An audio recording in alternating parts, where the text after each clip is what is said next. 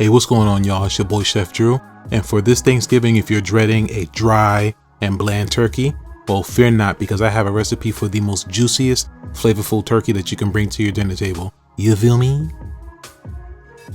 First things first, we're going to add some water to a medium stock pot over high heat to get a rolling boil going. While the water's heating up, let's get the ingredients ready for the brine. You'll need some kosher salt or some coarse sea salt, some sugar, garlic cloves, cardamom, celery seeds, coriander seeds, and allspice. As for the herbs, you can use what you want, but I use some fresh parsley, fresh thyme, fresh rosemary, sage, and a few bay leaves. I also used 1 orange cut in half of a yellow onion, a few sticks of lemongrass, and last but not least, a fennel bulb cut in half. You can experiment with whatever ingredients you want to make your brine. Now that your water is starting to get hot, proceed to add all the ingredients to the pot and ensure that the salt and sugar dissolve into the water. The idea is to create a heavily salted water bath that'll tenderize the meat and allow it to retain lots of moisture during the cooking process. And all of the additional herbs and spices in the brine help make it have a more robust and flavorful taste.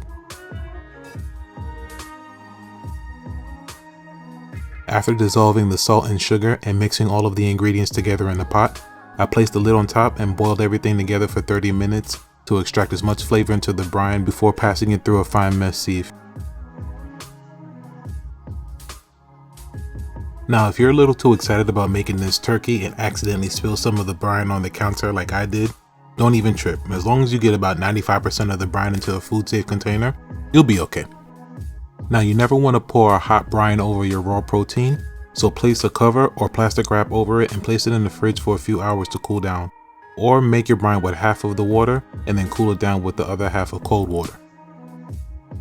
The turkey I'll be using is a 9-pound young turkey, which is on the smaller side, so make a note of the weight of your turkey when you're buying it from the supermarket.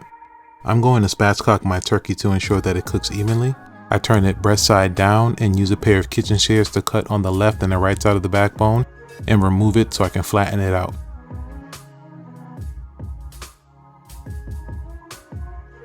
Don't discard the backbone. You can actually reserve it along with the turkey neck that came with the turkey to roast in the oven and make a turkey stock in the future.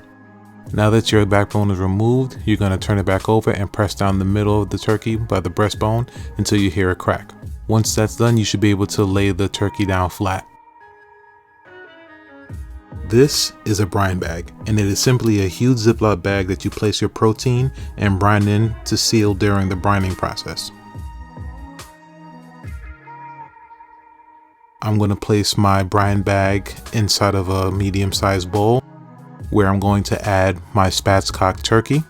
Now, I made a mistake by putting it breast side facing up, when in reality it's going to be breast side facing down, because the turkey breast and the turkey thighs are the parts of the turkey that are normally the driest, and I want to make sure that they sit in the brine long enough so that they can come out tender and juicy.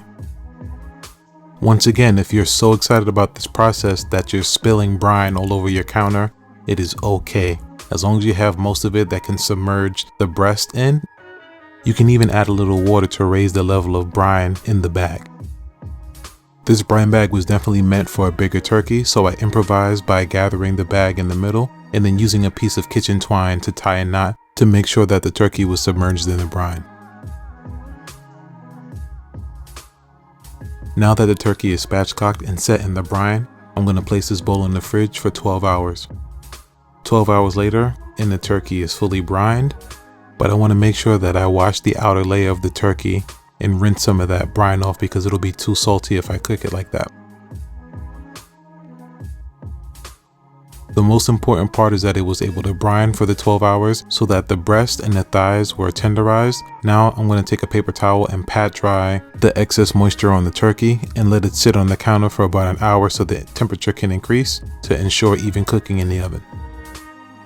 In the meantime, I'm going to make a compound butter consisting of unsalted butter at room temperature, Dominican oregano, green seasoning, onion and garlic powder, paprika, ground allspice, and some thyme leaves.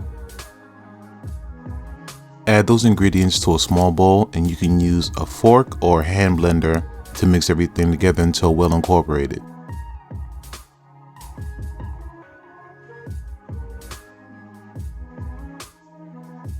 Gently lift the skin over the breast and thigh, creating a pocket of space between the meat and skin. This is where you're going to add the compound butter for more flavor and moisture, so be careful that you don't tear the skin.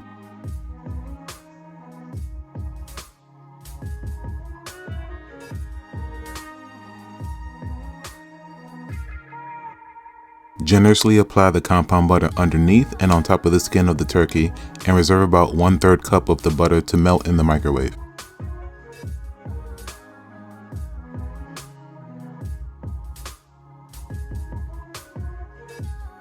Now that the turkey's been completely covered in compound butter, take the remaining amount and microwave in a bowl for about 30 seconds and soak up the melted butter with a cheesecloth. Place a wire rack inside of a roasting pan and pour in some chicken stock. Make sure that there's enough to cover the complete bottom of the roasting pan. This will support the juices from the turkey to help baste it. Take the butter-soaked cheesecloth and use it to cover the turkey like a blanket. This will help keep the turkey moist during the cooking time and also make basting it easier. Place your turkey in a 450 degrees Fahrenheit oven, reduce it to 350 and cook for 15 minutes per pound. Use a turkey baster to gather all the juices that had gathered at the bottom of the pan by tilting all of it into one corner and then reapplying the juices to the cheesecloth.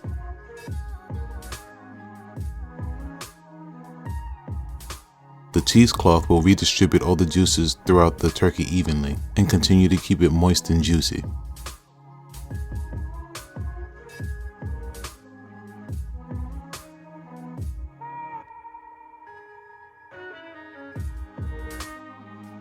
In the last 35 minutes of cooking, remove the cheesecloth and baste the turkey one more time, then place back in the oven to ensure a nice golden crispy skin.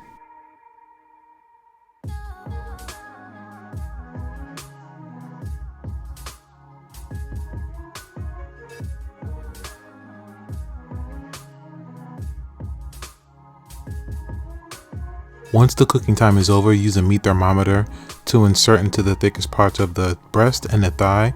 You want to get a reading of 175 or 178. Anything that's above 165 is good. And once that's done, you can let it rest for 30 minutes so the juices can distribute evenly. And there you have it, folks. The best, the most flavorful, the juiciest turkey that you'll prepare and serve for Thanksgiving Day. You feel me? I mean, look at this turkey, just juices glistening. Now let me say, between the 12-hour brine, the compound butter, this turkey was just a flavor bomb. The turkey meat was tender and juicy, so the fear of having a dry turkey was finally defeated. Follow this recipe, like this video, and subscribe to my channel. And happy Thanksgiving, y'all. You feel me?